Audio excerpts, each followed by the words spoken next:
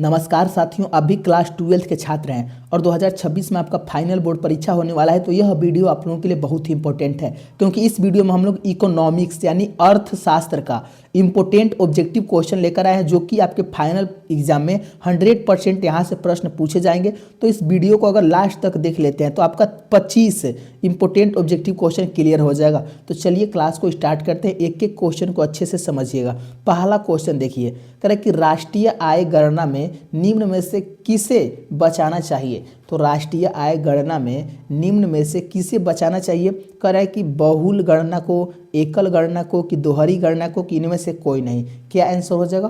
पहला का आंसर याद रखेंगे, दोहरी गणना से बचना चाहिए। किससे बचना चाहिए?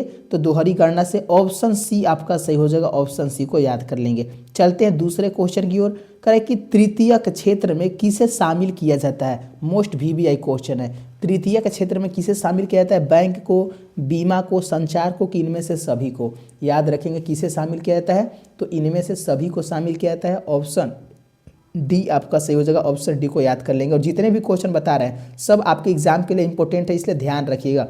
चलिए क्वेश्चन नंबर 3 कह रहा है कि मौद्रिक लागत में निम्नलिखित में से किसे सम्मिलित किया जाता है। तो मौद्रिक लागत में ना किसे सम्मिलित किया जाता है, तो देखिए सामान्य लाभ को भी व्यक्त लागत और अव्यक्त लागत यानी उपयुक्त सभी हो जाएगा। ऑप्शन डी सही हो जाएगा। और देखिए बाबू एक क्वेश्चन है, आप लोगों से अभी तक आप लाइक नहीं किए वीडियो को, तो आप लोग एक बार लाइक कर लिए। और कौन कौन बच्चे चैनल को सब्सक्राइब कर लिए एक बार कमेंट करिए। जो बच्चे चैनल को सब्सक्राइब कर लिए एक बार प्यारा सा दिल बना लेंगे, क्योंकि बाबू आप लोग चैनल को अभी तक सब्सक्राइब नहीं किए तो जरूर कर लेंगे, क्योंकि इस पर हम इंपॉर्टेंट ऑब्जेक्टिव और सब्जेक्टिव क्वेश्चन करवाते हैं, जो कि क्लास 12th के लिए है। तो आप लोग थोड़ा कर लीजिए चैनल को सब्सक्राइब। चलिए चौथा क्वेश्चन देखिए, कह रहे कि स्थिर कीमत यानी स्थिर कीमत पर राष्ट्रीय आय को क्या कहते हैं। तो स्थिर कीमत पर राष्ट्रीय आय को क्या कहते हैं, याद रख लेंगे। जीएनपी अवस्फीति कहते हैं। क्या कहते हैं? जीएनपी अवस्फीति कहते हैं। ऑप्शन सी आपको याद कर लेना है, इसको ध्यान रखेंगे। चलते हैं पांचवें क्वेश्चन की ओर। करें पूंजी स्टॉक की वृद्धि क्या कहलाती है। तो पूंजी स्टॉक की वृद्धि बाबू इनमें से कोई नहीं कहलाती, यानी पूंजी ह्रास भी नहीं, पूंजी लाभ भी नहीं, पूंजी निर्माण भी नहीं, यानी ऑप्शन डी याद रखेंगे, इनमें से कोई नहीं। इसको एकदम याद कर लीजिएगा। छठवां क्वेश्चन देखिए, कह रहे कि निम्न में से किस उद्देश्य से खरीदी गई वस्तु अंतिम वस्तु कहलाती है। तो निम्न में से किस उद्देश्य से खरीदी गई वस्तु अंतिम वस्तु कहलाती है। क्या आंसर हो जाएगा? तो आवश्यकता की संतुष्टि हेतु, यानी आवश्यकता की संतुष्टि हेतु खरीदी गई वस्तु जो है अंतिम वस्तु कहलाती है। ऑप्शन ए आपका सही हो जाएगा, ऑप्शन ए को एकदम याद कर लेंगे। चलते हैं सातवें क्वेश्चन की ओर। कह रहा है कि सतत आर्थिक वृद्धि का सूचक कौन है। सतत आर्थिक वृद्धि का सूचक कौन है? कह रहे अवस्फीतिक है, जीएनपी है, सॉरी बच्चों जीडीपी है, कि हरित जीएनपी है, कि एनएनपी है। क्या आंसर हो जाएगा? 7 का आंसर याद रखेंगे, हरित जीएनपी है। क्या है? हरित जीएनपी है। ऑप्शन सी आपका सही हो जाएगा, ऑप्शन सी को याद कर लेंगे। चलते हैं अगले क्वेश्चन की ओर। 8वां क्वेश्चन कह रहा है कि निम्न में से निजी कौन वस्तु नहीं है। तो निजी वस्तु कौन नहीं है? स्कूटर है, साइकिल, की रेल, की इनमें से सभी कौन नहीं है। 8 का आंसर याद रखेंगे, रेल। रेल जो है ना निजी, किसी निजी व्यक्ति का नहीं है, सार्वजनिक है, यानी सरकार का है। ऑप्शन सी आपका सही हो जाएगा, यहाँ पर सी ऑप्शन हो जाएगा, यानी ग ऑप्शन सही हो जाएगा, ध्यान रखेंगे। चलते हैं 9 क्वेश्चन की ओर। करें कि निम्नांकित में कौन पूर्ति वस्तु है। तो पूर्ति वस्तु जो है ना, देखिए बड़ा वाला ऑप्शन जो है ना यही हो जाएगा, यानी करें विक्रय हेतु प्रति इकाई एक निश्चित मूल्य पर प्रस्तुत की गई वस्तु की मात्रा है, यानी ऑप्शन सी आपका सही हो जाएगा, ऑप्शन सी को याद कर लेंगे। चलते हैं 10वें क्वेश्चन की ओर। कराए कि निम्नलिखित में से कौन प्राथमिक क्षेत्र के अधीन आता है। तो यानी प्राथमिक क्षेत्र यानी पहले क्षेत्र के अधीन कौन आता है? कृषि आता है। कौन आता है? कृषि आता है। 10 का आंसर क्या हो जाएगा? ऑप्शन ए आपका सही हो जाएगा। ये तो सारे बच्चों को मालूम होगा, बहुत बढ़िया। चलिए और देखो फिर से बोल रहे हैं, अभी तक वीडियो को लाइक नहीं किया तो एक बार प्लीज़ लाइक कर लेंगे, 1 सेकंड का टाइम है। और चैनल को जरूर सब्सक्राइब कर लीजिए। चलिए लगाइए 11 के आंसर। कह रहा है कि निम्नांकित में यानी निम्नलिखित में से कौन सेवा तृतीय क्षेत्र से संबंधित है। तो कौन सा सेवा जो है तृतीय क्षेत्र से संबंधित है? खनन है, कि निर्माण है, कि संवाद वाहन है, कि पशुपालन है। देखिए 11 का आंसर हो जाएगा संवाद वाहन। यह जो है ना तृतीय क्षेत्र से संबंधित है। ऑप्शन सी आपका सही हो जाएगा, ध्यान रखेंगे। चलिए 12 क्वेश्चन कह रहा है कि राष्ट्रीय आय में सम्मिलित है। देखिए राष्ट्रीय आय में क्या सम्मिलित है? लागान भी सम्मिलित है, मजदूरी भी, वेतन भी और प्लस में लाभ भी, यानी ये सभी चीज़ें सम्मिलित है राष्ट्रीय आय में। ऑप्शन सी आपका सही हो जाएगा, ऑप्शन सी को याद कर लेंगे। चलिए क्वेश्चन नंबर 13 देखिए, कह निम्नलिखित में से कौन चक्रीय प्रवाह से सम्मिलित है। तो चक्रीय प्रवाह से कौन सम्मिलित है, तो देखिए ऑप्शन ए हो जाएगा मौद्रिक प्रवाह और दूसरा हो जाएगा वास्तविक प्रवाह, यानी दोनों हो जाएगा। तो ऑप्शन हो जाएगा क और ख दोनों, तो ऑप्शन सी सही हो जाएगा, इसको याद कर लेंगे।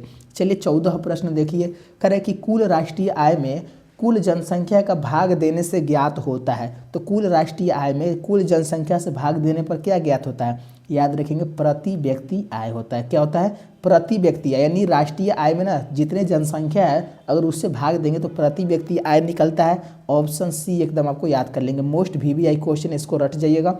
चलते हैं अगले क्वेश्चन की ओर। 15 क्वेश्चन, निम्नलिखित में से किस पर तरलता अधिमान निर्भर करता है। तो किस पर तरलता का अधिनाम निर्भर करता है, 15 के आंसर याद रखेंगे। इनमें से सभी पर, यानी लेन देन उद्देश्य पर भी, पूर्वोपराय उद्देश्य पर भी और सट्टा उद्देश्य पर भी, यानी ऑप्शन डी आपका सही हो जाएगा, इनमें से सभी पर। चलिए 16 क्वेश्चन देखिए कि अगर एक देश के लिए विदेश से प्राप्त निवल साधन आय नकारात्मक है तब क्या होगा, यानी अगर एक देश के लिए विदेशी से प्राप्त निवल साधन आय नकारात्मक है तब क्या होगा, तो याद रखेंगे तब जो वो GDP बड़ा होगा GNP से। क्या होगा, GDP बड़ा होगा GNP से, यानी ऑप्शन बी आपका सही हो जाएगा, ऑप्शन बी को याद कर लेंगे। अब देखते हैं 17 क्वेश्चन, करें कि निम्नलिखित में से कौन राष्ट्रीय आय मापने की विधि है। तो राष्ट्रीय आय मापने की जो विधि हो जाएगी ना, देखिए उत्पादन विधि भी है, व्यय विधि भी है, आय विधि भी, यानी इनमें से सभी हो जाएगा। ये तीनों विधि है, इसको ध्यान रखेंगे, ऑप्शन डी सही हो जाएगा, इसको याद कर लीजिएगा। चलते हैं 18 क्वेश्चन की ओर कि निम्नलिखित में से किसने राष्ट्रीय आय लेखांकन का प्रथम प्रयास किया है। तो किसने किया है, 18 के आंसर याद रखेंगे, ऑप्शन सी हो जाएगा, ग्रेगरी किंग ने किया है। किसने किया है, ग्रेगरी किंग ने किया है, ऑप्शन सी सही हो जाएगा। चलते हैं अगले क्वेश्चन की ओर। 19 क्वेश्चन, करें स्टॉक में निम्नलिखित में से कौन सम्मिलित होता है। तो स्टॉक में कौन निम्नलिखित में से सम्मिलित होता है, 19 के आंसर याद रखेंगे। इनमें से सभी, यानी धन भी होता है, मुद्रा की मात्रा भी होता है, भंडारण गृह में रखे अनाज की मात्रा भी होता है, यानी ऑप्शन डी सही हो जाएगा, इसको याद कर लेंगे। 20वां क्वेश्चन देखिए, करें कि अर्थव्यवस्था में उत्पादित सभी अंतिम वस्तुओं तथा सेवाओं का सामान्य मापदंड क्या है, यानी 20 का आंसर क्या हो जाएगा, ऑप्शन डी हो जाएगा, मुद्रा। क्या हो जाएगा, मुद्रा यानी रुपया हो जाएगा, ऑप्शन डी को याद कर लेंगे। अब चलते हैं 21 क्वेश्चन की ओर, कह रहा है कि सेटेरिस पेरिबस का क्या अर्थ है। तो सेटेरिस पेरिबस का क्या अर्थ है, 21 का आंसर क्या हो जाएगा, 21 का आंसर हो जाएगा ऑप्शन डी, इनमें से कोई नहीं होगा, यानी यदि अन्य बातें समान रहे, यदि सभी बातें समान रहे, यदि कुछ बातें समान रहे, यानी इनमें से कोई नहीं होगा, ऑप्शन डी याद कर लेंगे। चलते हैं मात्र 2-3 क्वेश्चन और इसको देख लेते हैं। करें कि अर्ध निर्मित वस्तुएं क्या कहलाती है। अर्ध निर्मित वस्तुएं बाबू क्या कहलाती है, याद रखेंगे, ऑप्शन हो जाएगा मध्यवर्ती वस्तुएं कहलाती है, यानी ऑप्शन बी सही हो जाएगा, ऑप्शन बी को याद कर लेंगे। चलिए 23 क्वेश्चन देखिए, कह रहा कि प्राथमिक क्षेत्र में निम्नलिखित में से कौन शामिल है। तो प्राथमिक क्षेत्र में कौन शामिल होता है, 23 का याद रखेंगे, भूमि भी होता है, वन भी होता है, खनन भी होता है, यानी इनमें से सभी हो जाएगा, ऑप्शन डी सही हो जाएगा। चलिए 24 क्वेश्चन देखिए कि द्वितीयक क्षेत्र अर्थव्यवस्था में अंतःक्षेपण का मुख्य स्रोत क्या होता है।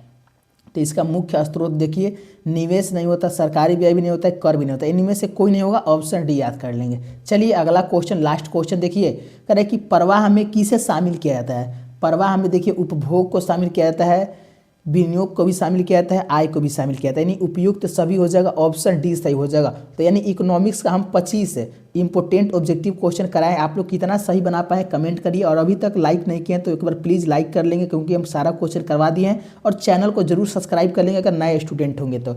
मिलते हैं अगले क्लास में, धन्यवाद दोस्तों, जय हिंद।